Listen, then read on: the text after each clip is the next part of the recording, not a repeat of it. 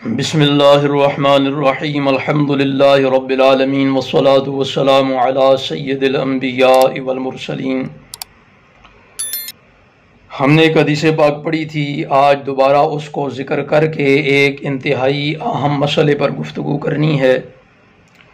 اس دعا کے ساتھ کہ اللہ رب العزت سمجھنے کی توفیق عطا فرمائے۔ اور حدیث پاک یہ تھی کہ حضرت عبداللہ بن عباس رضی اللہ تعالی عنہما بیان فرماتے ہیں کہ رسول اللہ صلی اللہ تعالی علیہ وآلہ وسلم ایک دیہاتی شخص کی عیادت کے لیے تشریف لے گئے اور تسلی دیتے ہوئے ارشاد فرمایا، لا بأس طہور انشاء اللہ۔ مفہومی ترجمہ یہ بنتا ہے کہ تمہارا یہ بخار انشاءاللہ تعالی گناہوں کا کفارہ ہوگا، فکر کرنے کی ضرورت نہیں ہے۔ تو وہ شخص اپنی جہالت کی وجہ سے کہنے لگا کہ یہ گناہوں سے پاک کرنے والا نہیں، بلکہ یہ بخار اب بوڑھے شخص پر غالب آ چکا ہے اور اسے قبر تک پہنچا کر رہے گا۔ تو اس پر رسول اللہ صلی اللہ تعالی علیہ وآلہ وسلم نے ارشاد فرمایا کہ اچھا پھر ایسا ہی ہوگا۔ تو دیگر کتب احادیث میں اس بات کی صراحت موجود ہے کہ اللہ کے نبی علیہ الصلوۃ والسلام کے ایسا فرما دینے سے کہ اچھا پھر ایسا ہی ہوگا، تو پھر ایسا ہی ہوا کہ وہ شخص اس دنیا میں اگلی شام تک نہ دیکھ سکا اور اگلی ہی صبح وہ اس دنیا فانی سے کوچ کر گیا اور قبر تک پہنچ گیا۔ اب یہ جو رسول اللہ صلی اللہ تعالیٰ علیہ وآلہ وسلم کے اس فرمانے کی وجہ سے کہ اچھا ایسا ہی ہوگا وہ شخص قبر تک پہنچ گیا، اس کو محدثین کرام نے، علماء کرام نے حضور نبی رحمت علیہ الصلوۃ والسلام کا معجزہ قرار دیا۔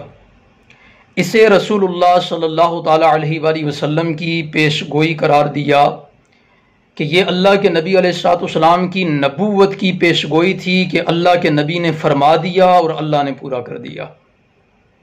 حضور علیہ الصلوۃ والسلام کا معجزہ تھا کہ اللہ کے نبی علیہ الصلوۃ والسلام کی زبان اقدس سے بات نکلی، میرے رب نے پوری فرما دی۔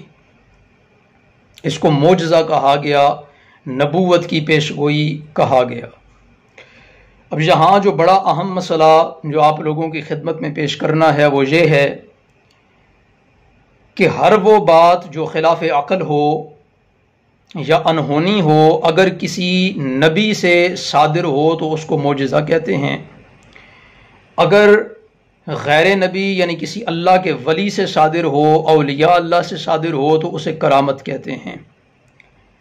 تو ہم بحیثیت مسلمان نہ کرامت کا انکار کر سکتے ہیں اور نہ ہی معجزے کا انکار کر سکتے ہیں۔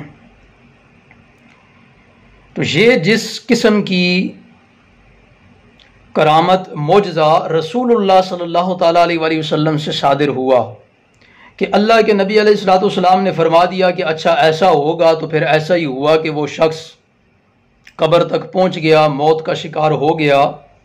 اس قسم کے واقعات اولیاء کرام کی زندگیوں سے بھی ملتے ہیں، اولیاء کرام کی کرامات سے بھی ملتے ہیں کہ انہوں نے کسی جاہل شخص کو اس کی بے ادبی کی وجہ سے یا اس کی جہالت کی وجہ سے ان اولیاء کی زبان سے کوئی ایسا جملہ نکل گیا کہ جس وجہ سے اللہ رب العزت نے ان کی بات کو مکمل کیا، پورا کیا اور اس بندے کو موت کے گھاٹ اتار دیا۔ تو یاد رکھیں کہ ملک پاکستان کے اندر ایسی بہت سی شخصیات موجود ہیں کہ جو مذہبی لبادہ اوڑھ کر، قرآن و سنت کا لبادہ اوڑھ کر سادہ لوگ مسلمانوں کو گمراہ کرتے ہیں۔ انہی میں ایک شخصیت جانی پہچانی موجود ہے جس کا یہاں ذکر کرنا مناسب نہیں، لیکن اس کی دیدہ دلیری اور کرامت کا انکار اور اس کے بارے میں ہرزہ سرائی وہ آپ لوگوں کی خدمت میں پیش کرنے کا مقصد صرف اور صرف یہ ہے کہ آپ ایسے لوگوں کے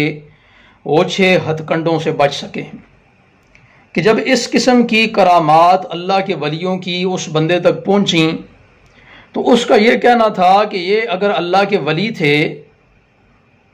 اگر یہ کچھ کر سکتے تھے، مار سکتے تھے، یعنی انہوں نے اگر مارا ہے کسی کو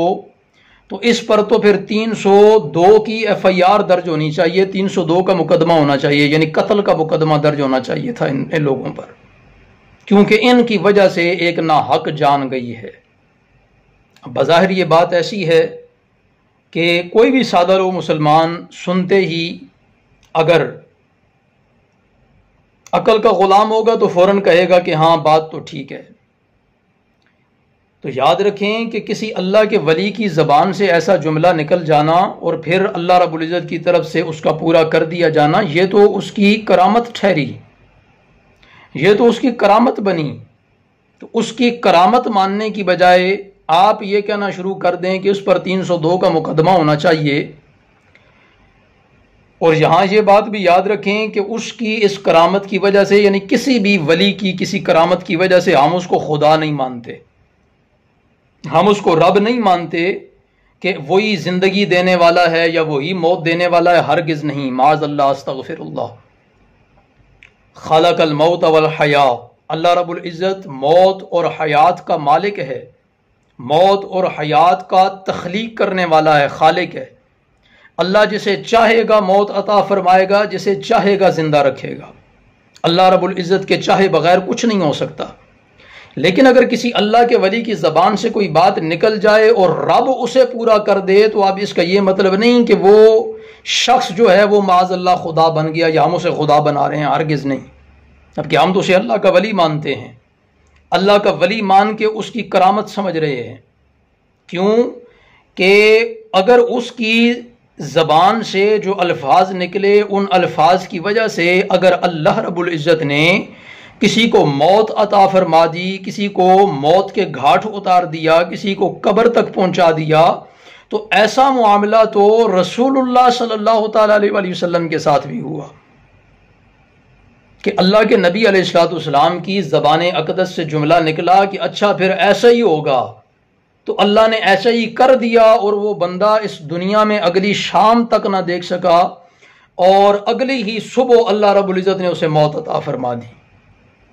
اب ہم یہاں اس حدیث مبارکہ کی روشنی میں رسول اللہ صلی اللہ تعالیٰ علیہ وسلم کو خدا نہیں مان رہے، حضور کو خدا کا نبی مان رہے ہیں، اور حضور کی نبوت کی پیشگوئی سمجھ رہے ہیں۔ اس بات کو حضور کی نبوت کا معجزہ قرار دے رہے ہیں تمام محدثین، تمام علماء، اور ہم بھی اسی بات کو مانتے ہیں۔ اور جب اسی قسم کی کوئی بات کسی اللہ کے ولی سے صادر ہو جائے تو ہم اسے بھی خدا نہیں مان بیٹھتے، ہم اسے بھی اللہ نہیں بنا لیتے، بلکہ ہم اسے اللہ کا بندہ ہی مانتے ہیں، اللہ کا مقرب مانتے ہیں، اللہ کا محبوب مانتے ہیں کہ اس کی زبان سے یہ بات نکلی، اللہ رب العزت نے پوری کر دی اور اگلے بندے کو موت کے گھاٹ اتار دیا۔ تو اگر یہ بات اس اللہ کے ولی کے لیے کہی جائے کہ اس پر 302 کا مقدمہ ہونا چاہیے، تو ان عقل کے اندھوں سے سوال ہے کہ پھر معاذ اللہ، استغفر اللہ، رسول اللہ صلی اللہ تعالیٰ علیہ وسلم پر کون سا مقدمہ درج کروانا ہے؟ اس دور میں تو 302 کا مقدمہ تھا نہیں، 302 کا قانون اس دور میں تو تھا نہیں، تو پھر کیا اللہ کے نبی علیہ السلام کے قصاص کا مطالبہ کرو گے کہ حضور علیہ السلام سے قصاص لیا جائے، قتل کے بدلے قتل؟ معاذ اللہ، استغفر اللہ۔ اللہ رب العزت ایسے لوگوں کو سمجھنے کی توفیق عطا فرمائے، اور سادہ لوگوں کو ایسے لوگوں کے شر سے بچنے کی توفیق عطا فرمائے کہ جو سادہ لوگوں کو عقل کی بھینٹ چڑھاتے ہوئے گمراہ کرنے کی کوشش کرتے ہیں، اور بظاہر ان لوگوں نے مذہب کا لبادہ اوڑھا ہوا ہے اور قرآن و سنت کا لبادہ اوڑھا ہوا ہے۔ اللہ رب العزت ہمیں ایسوں کے شر سے محفوظ فرمائے۔ تو یاد رکھیں کہ اگر کہیں کوئی ایسا معاملہ صادر ہو کسی اللہ کے ولی سے، تو سب سے پہلی بات یہ ہے کہ ہم اسے خدا نہیں مان لیتے، ہم اسے رب نہیں مان لیتے، ہم اسے اللہ نہیں مان لیتے، بلکہ اللہ کا بندہ مانتے ہیں،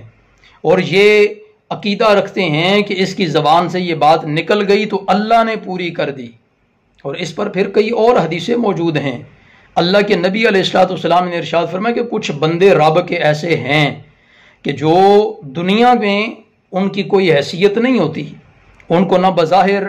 بڑے اہتمام کے ساتھ ان کو دعوتیں دی جا رہی ہوتی ہیں، نہ ان کی سفارشیں قبول کی جا رہی ہوتی ہیں، لیکن جب وہ اپنی زبان سے کوئی بات کہہ دیتے ہیں، کسی بات پر قسم اٹھا لیتے ہیں، تو رب ان کی بات نہیں موڑتا۔ اللہ رب العزت ان کی بات پوری کر دیتا ہے، جو بات وہ کرتے ہیں اللہ ویسے ہی کر دیتا ہے۔ تو یہ شان تو ایسے لوگوں کی خود رسول اللہ صلی اللہ تعالیٰ علیہ وسلم کی زبان اقدس سے بیان ہوئی۔ تو اللہ رب العزت ہمیں سمجھنے کی توفیق عطا فرمائے، اور ایسے تمام تر لوگ جو آج کل اس دور کے اندر کرامات کی انکار کی آڑ میں، عقل کی آڑ میں، مذہب کا لبادہ اوڑھ کر، قرآن و سنت کا لبادہ اوڑھ کر لوگوں کو جھانسا دے کر قرآن و سنت سے دور کر رہے ہیں، قرآن و سنت کے حقیقی عقیدے سے دور کر رہے ہیں، اللہ رب العزت ایسے تمام لوگوں کے فتنے سے، تمام لوگوں کے شر سے رب کائنات ہمیں محفوظ و معمور فرمائے۔ وآخر دعوانا ان الحمد للہ رب العالمین۔